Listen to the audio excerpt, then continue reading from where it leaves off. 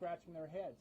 They're asking, where's the common sense when a U.S. citizen, if they leave the country and want to come back in, you have to produce a passport and a COVID test result. That's not true right now on the southern border. And we're scratching our heads and asking why. It's James Langford from Oklahoma. I know why President Biden doesn't want the media to be here, because we do have an open border.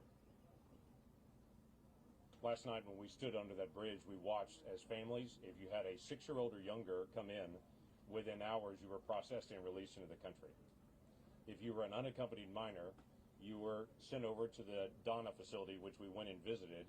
That facility, just in one of the pods that I stood in, is designed for 80 people in that pod, and they had 709 people in that pod when we were there.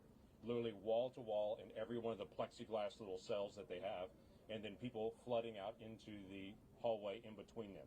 709 people in a pod set up for 80. So that's what happens to the unaccompanied minors. Families are released into the country immediately.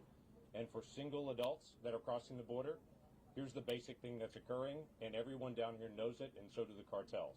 They'll release 100 or more adults to be able to go one direction, while 100 or more children and families go a different direction. They turn themselves in, which means Border Patrol has to move to that spot, leaving the rest of the border open for adults with criminal records and others to be able to come across. That is the definition of an open border.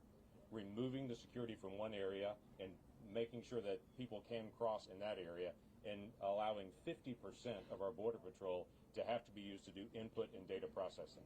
To be able to come and see this wall under construction and to see what wall construction stopping really looks like. Open gates with no power on it, so farmers can't come back and forth.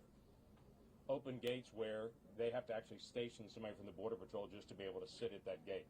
Haven't put in the technology, no cameras, no lights, no ground sensing technology, and worst of all of it, the area where the levee that protects all these cities and communities, the levee is taken down to be able to start putting in the concrete levee, and for more than 10 miles, those areas are now unprotected with no levee at all.